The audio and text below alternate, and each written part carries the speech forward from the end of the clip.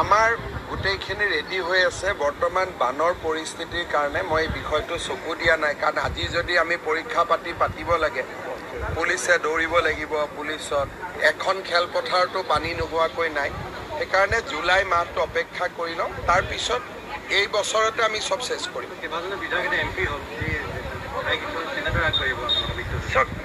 য'ত এমপি হল তাত আকৌ ইলেকশ্যন হ'ব উপনিৰ্বাচন হ'ব কিন্তু উপনিৰ্বাচন পুৰণি আমাৰ গোটেইখিনি ৰেডি হৈ আছে বৰ্তমান বানৰ পৰিস্থিতিৰ কাৰণে মই এই বিষয়টো চকু দিয়া নাই কাৰণ আজি যদি আমি পৰীক্ষা পাতিব লাগে পুলিচে দৌৰিব লাগিব পুলিচত এখন খেলপথাৰতো পানী নোহোৱাকৈ নাই সেইকাৰণে জুলাই মাহটো অপেক্ষা কৰি লওঁ তাৰ পিছত এই বছৰতে আমি সব শেষ কৰিম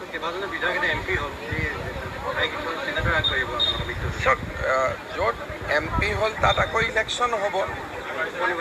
উপনিৰ্বাচন হ'ব কিন্তু উপনিৰ্বাচন পুৰণি